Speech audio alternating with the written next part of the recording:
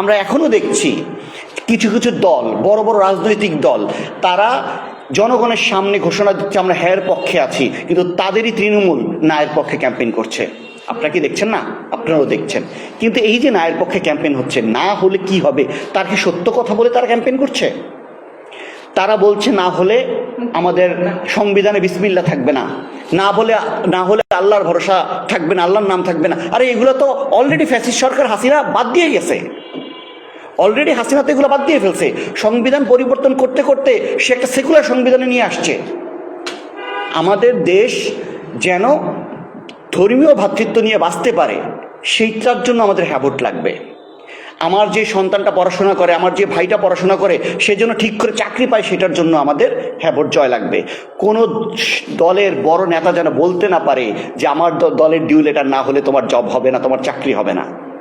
সেই জায়গা থেকে বের হয়ে আসার জন্য হ্যাবট লাগবে। কেউ যেন 17 বছর, 20 বছর, 30 বছর কিংবা আরও বেশি সময় ধরে স্বৈরাচার না হতে পারে, সেই জন্য গণভোটে হ্যাঁ জয় যুক্ত করতে হবে।